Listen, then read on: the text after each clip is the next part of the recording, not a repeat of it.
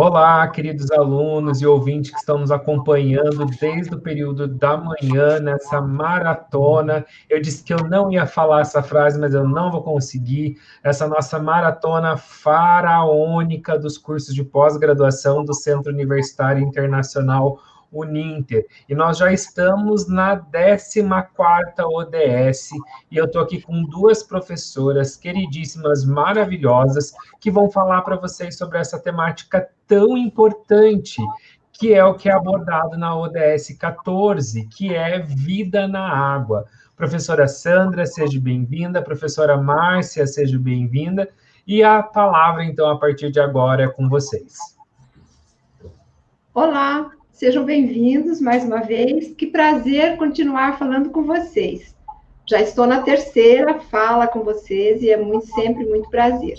Então, nós vamos falar agora, eu e a professora Márcia Cravetes, vamos falar sobre a ODS 14, que é Vida na Água. Mas, primeiramente, eu quero dizer o seguinte: eu sou coordenadora dos cursos de pós-graduação na área de meio ambiente aqui na Uninter. Nós temos vários cursos, são 9 cursos nesta área. Mas, como nós vamos falar sobre vida na água, nós vamos dar direcionamento ao curso de gestão de recursos hídricos. Ele é um curso que tem formado várias pessoas pelo Brasil todo, até mesmo fora do Brasil. Ele tem uma importância bastante grande, uma interação muito grande com essa ODS que nós vamos falar agora, que é justamente a gestão, como administrar os recursos hídricos, que em toda a parte do Brasil nós utilizamos, né? Então, vamos lá. Para dar início, então, à meta.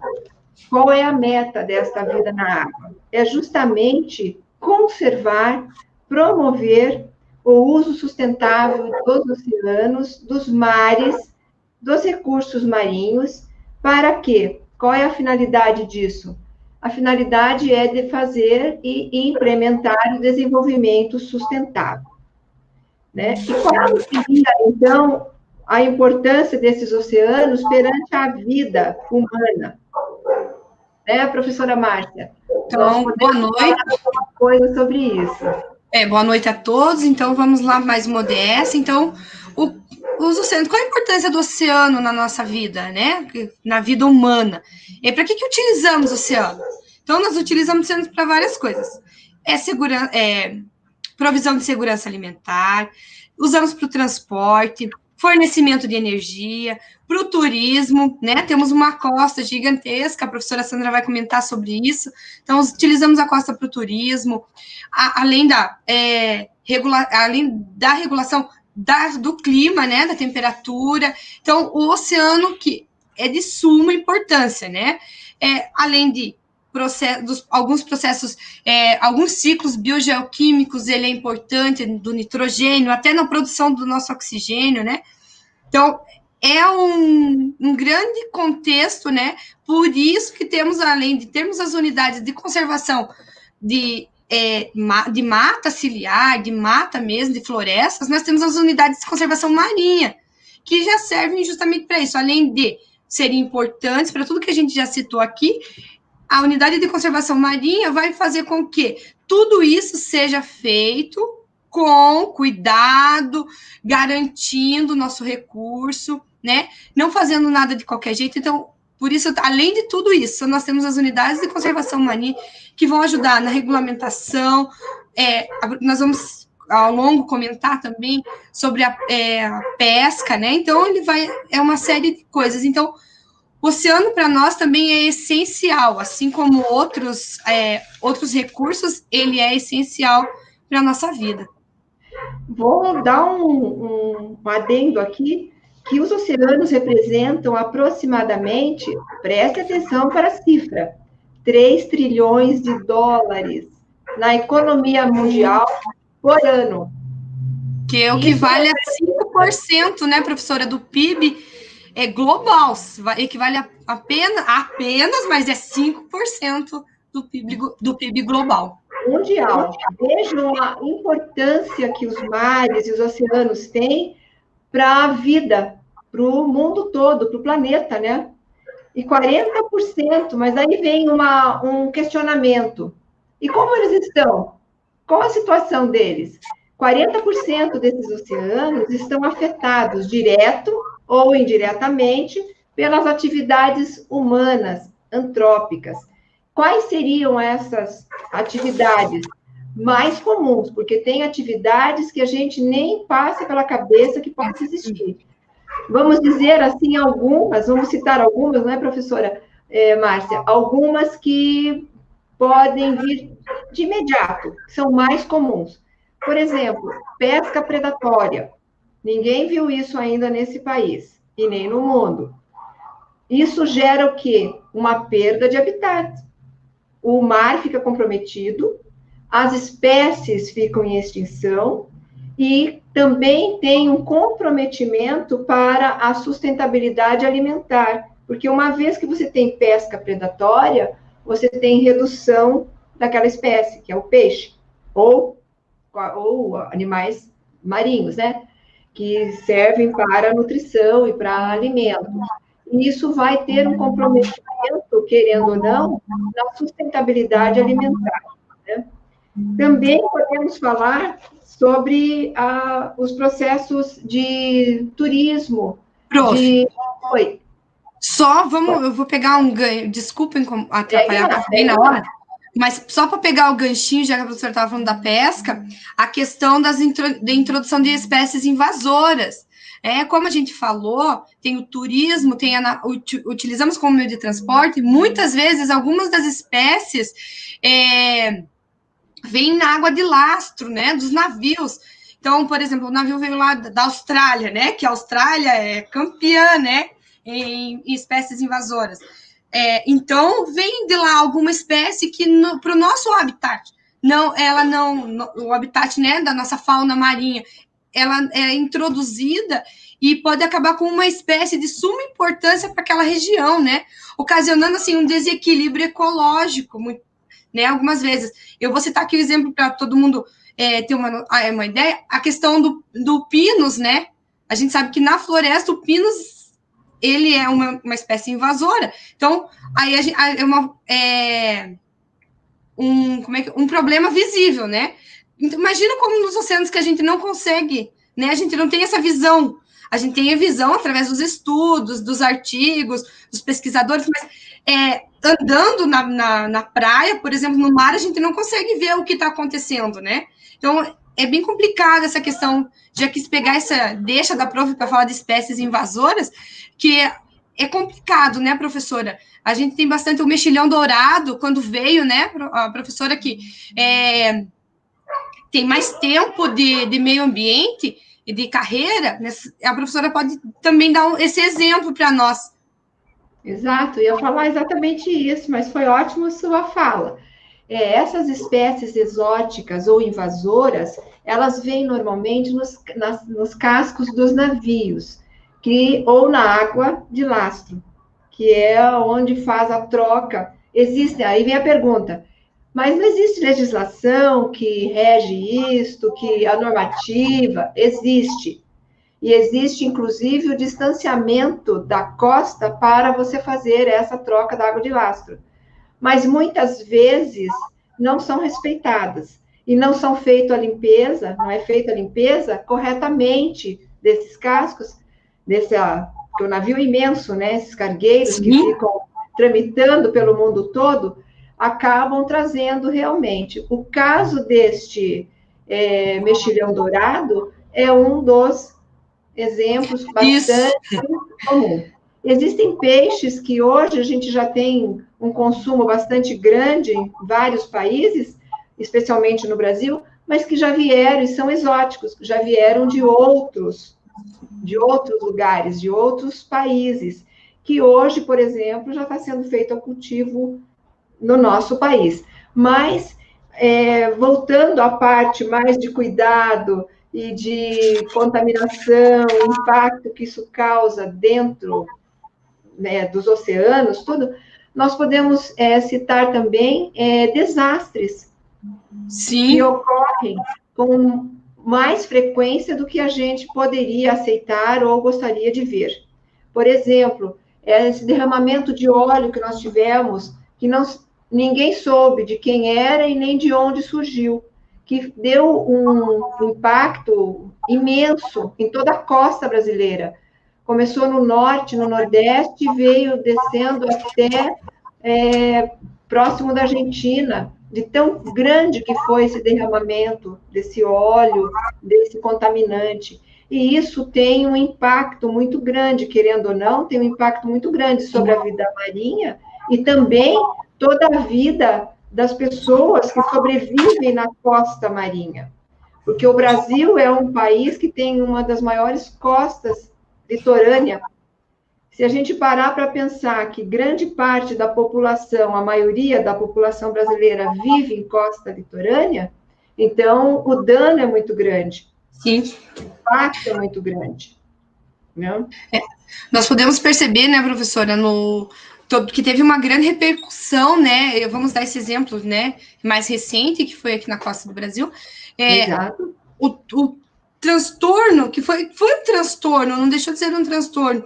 E como o DS, né, tem algumas metas desse nosso DS 14 que tem que ser cumprido até esse ano, né? Nossa, o Brasil 2020. O Brasil não mudou a meta, continua a meta para 2020. Algumas metas são para 2025 e as outras demais para 2030. Mas dessas, algumas são para agora, para 2020. Então,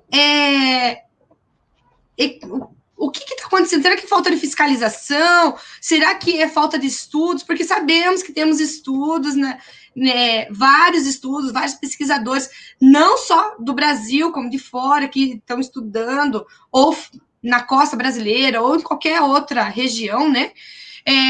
Mas o que seria? Será que é a falta de fiscalização? É a falta de uma conscientização maior da população?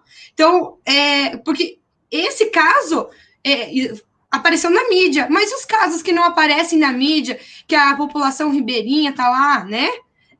Que os pescadores estão enfrentando no dia a dia, e que não chega ao conhecimento da população, que não chega ao nosso conhecimento através da mídia, né? Fica complicado, né, prof, atingir as metas quando não tem um direcionamento de uma política para todos os casos que ocorrem, né? E daí vem, né, os nossos alunos de todo o Brasil que estão aí estudando para serem agentes ambientais, né? E estarem aí ajudando, né, a toda a comunidade nesse trabalho. Exato. E falar nessas metas, uma das metas é justamente melhorar a biodiversidade marinha para o desenvolvimento do quê? Dos estados insulares, os que ficam próximo a essa parte do oceano e do mar, né? Principalmente estimulando que a pesca, a aquicultura e o turismo, mas sempre direcionando por essa meta, direcionando para que essas atividades não sejam extinguidas, mas que elas sejam praticadas com sustentabilidade, o mais próximo possível do seu ambiente natural, da sua forma de trabalhar mais sustentável, para que gere menos impacto e que não, na verdade, não tenha um comprometimento muito grande dessas zonas insulares, desses estados, dessas zonas costeiras, porque isso acaba, na verdade, se tiver um impacto nessas regiões, diminui o trabalho. Se diminui o trabalho, diminui a qualidade de vida dessas pessoas que dependem desse trabalho. Vejam quão isso vai fechando com tudo que foi falado durante o dia. Foi falado sobre a qualidade de vida, sobre o trabalho, sobre como as pessoas vivem, produção industrial, o trabalho até muitas vezes na informalidade, e tem reflexos, se a gente fala sobre esses impactos ambientais gerados por esses motivos todos e todas essas ações antrópicas que nós estamos falando aqui, vai ter essa interligação, não é mesmo, prof? E essa meta é uma das que está para ser cumprida em 2020. Vocês acham que tem condições de ser cumprida? Eu, no meu pouco conhecimento e experiência ambiental, eu digo que não terá.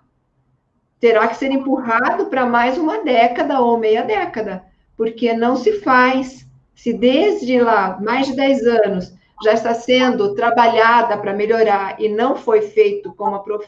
Márcia falou, muita melhoria, eu acredito que dentro de uma década talvez se cumpra, mas ainda se arrastando.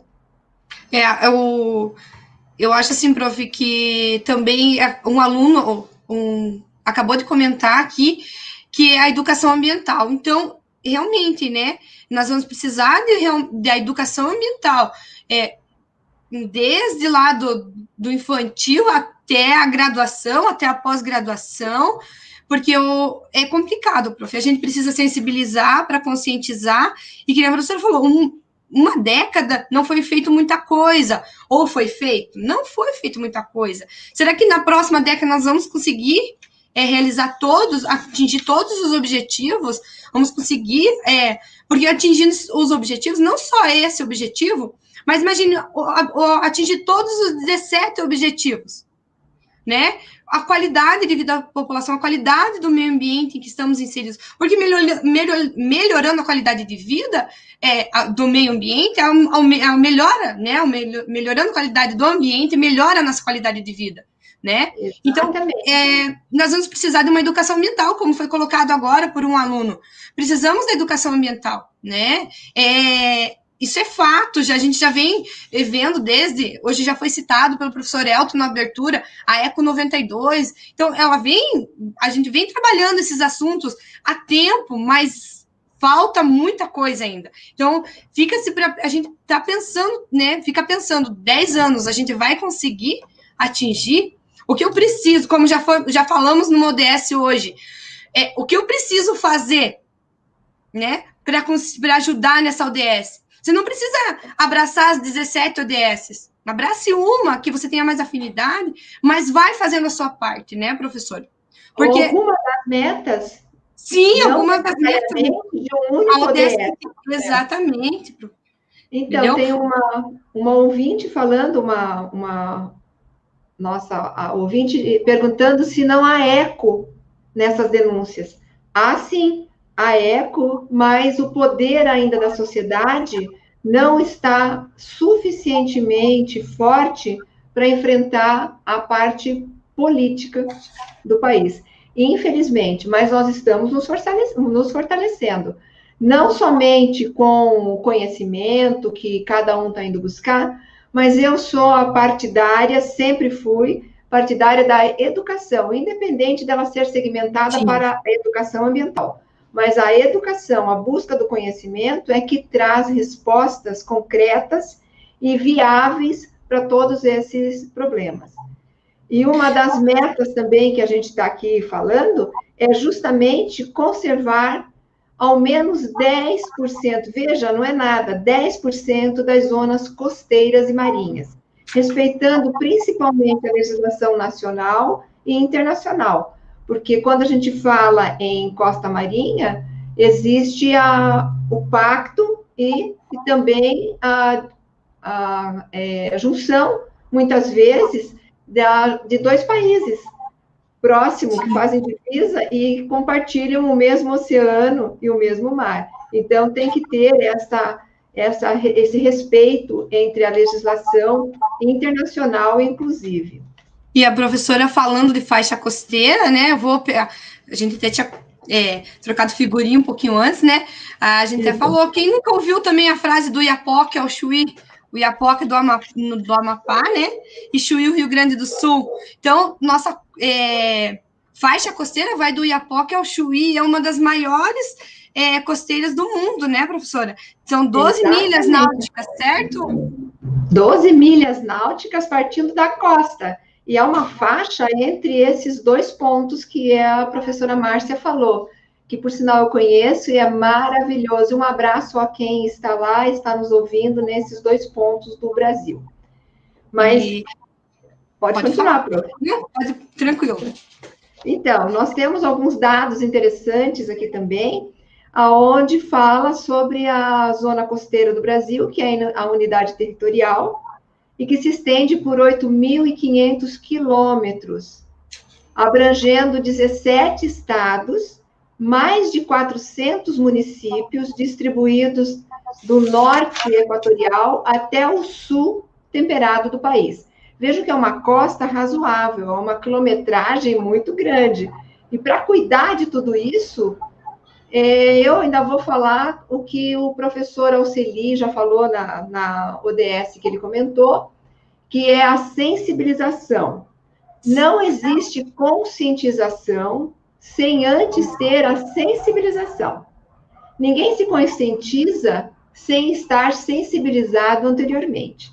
Então, quando a gente fala sobre essa 10%, conservar 10% da costa marítima, né, da costeira, e toda essa extensão que nós temos da parte litorânea do país, é preocupante, porque as comunidades precisam sobreviver. Muitas vezes não tem apoio da gestão pública para fazer ou atuar naquela sua subsistência, na tarefa de subsistência, no caso da pesca.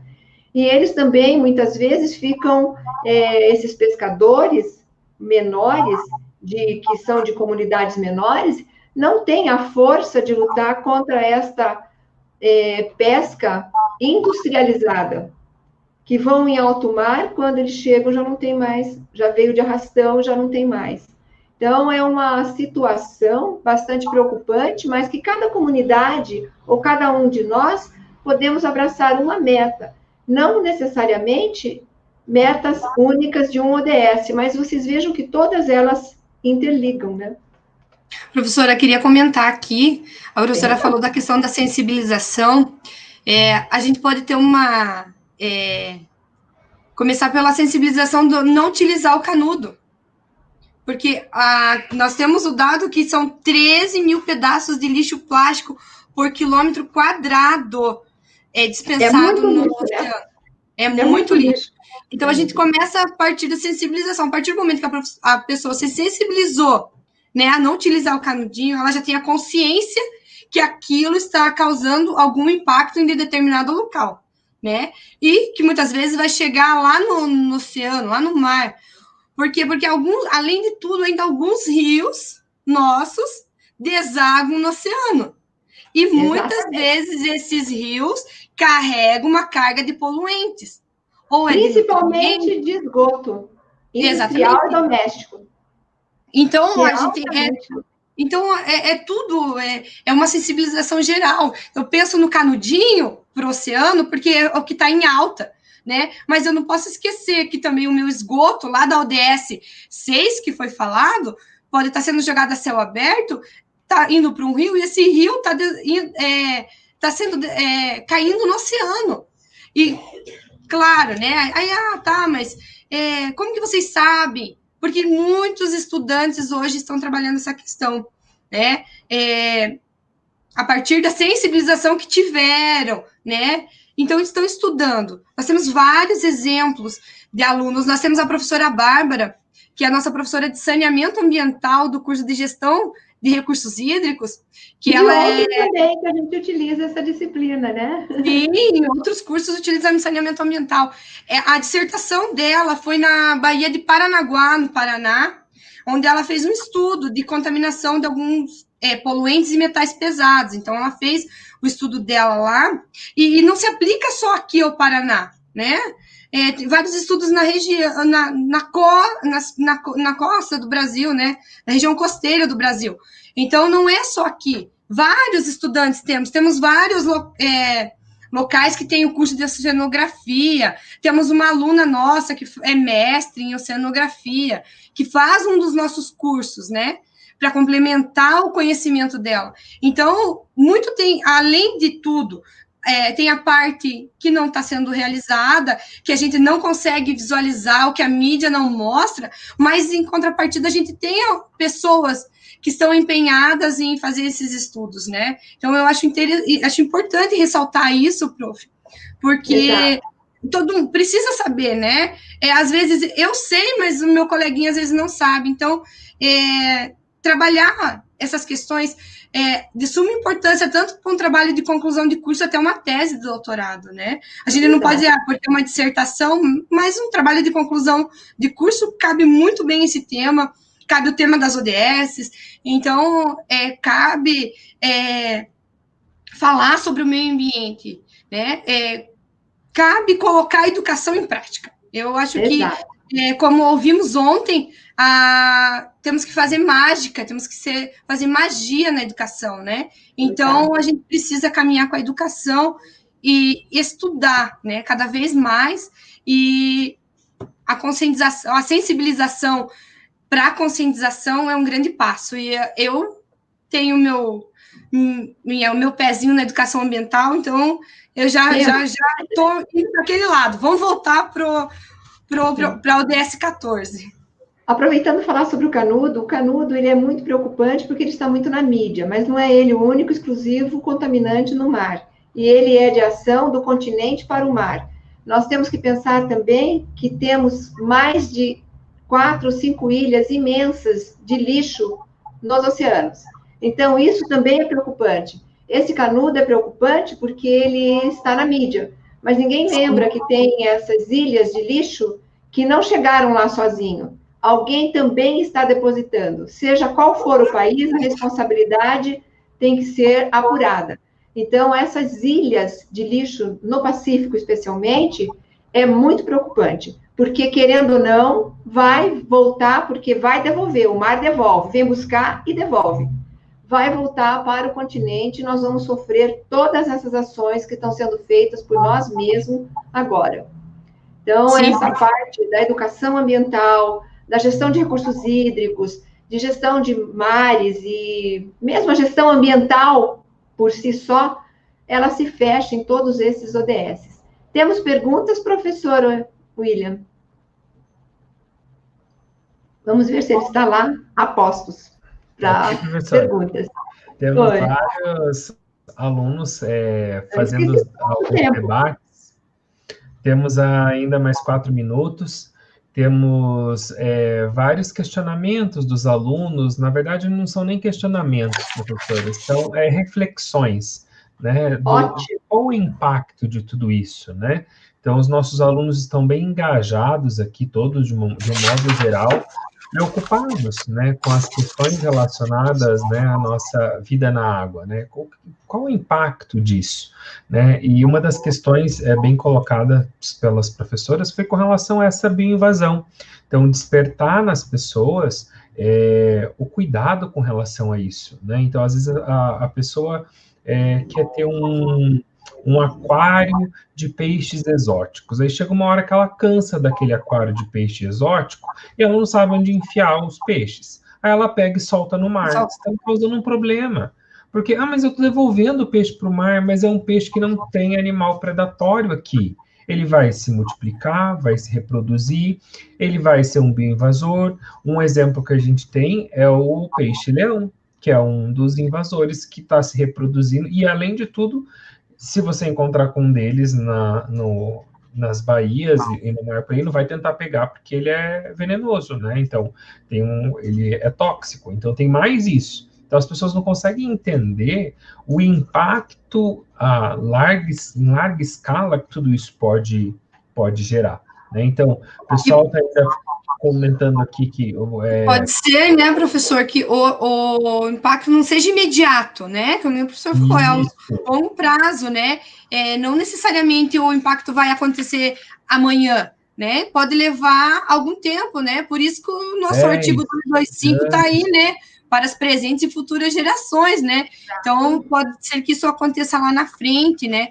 E o que acontece? A qualidade, como a gente está falando de qualidade de vida, a qualidade de vida, a interferência disso na qualidade de vida, tanto de fauna, flora, como da vida humana. Então, Você sabe, professores, que uma questão, já temos 2 minutinhos, que me impressionou bastante. A professora Márcia citou o exemplo da professora que pesquisou ali na Baía de Paranaguá. Eu tenho um exemplo de uma colega que fez doutorado comigo, que pesquisou, e tem vários grupos de pesquisa lá na Baía da Babitonga, em São Francisco, lá em Joinville, fazendo levantamento das questões relacionadas à contaminação da Baía. E um artigo publicado por uma dessas minhas colegas, ela pesquisou os ninhais de uma ave. E ela fez a análise do regurgito dessas aves. E o total de plástico que essas aves regurgitavam, ela fotografou o chão do mangue, do Inhal, onde estava, a quantidade de resíduo plástico é surreal, é enorme, enorme, ou seja, né, então, até que ponto, até onde nós estamos avançando com tudo isso? O professor falando me lembra muito a festa de 1º de janeiro, né? Que a população vai para o litoral, né? E daí na noite de Réveillon, no outro dia a praia muitas vezes amanhece com muito lixo. O lixo dali não vai sair sozinho, né? Ele não vai sair dali. E se dependendo da maré, vai levar isso para dentro do mar, né? Então, aí já começa uma sensibilização também. Já que quer fazer, aproveitar esse momento, leva o seu lixo para casa, recolhe. Não esqueça de quando chegar em casa também separar o que é vidro, o que é plástico, o que é orgânico, né? Verdade. Começa tudo, são situações simples da nossa vida, mas que se a gente conseguir colocar em prática, nossa, a gente já ganha uma estrelinha dourada. Nosso tempo já se esgotou, se deixar a gente avança aí um monte falando, porque a gente gosta de falar mesmo. Só tenho a agradecer, então, a presença das professoras, professora Sandra, professora Márcia, e a presença aí dos nossos alunos e colegas que têm nos acompanhado. 10 minutinhos aí para tomar uma água e já retornamos com a ODS 15. Um abraço. Obrigada. Tchau, gente. Obrigada a todos e até a próxima.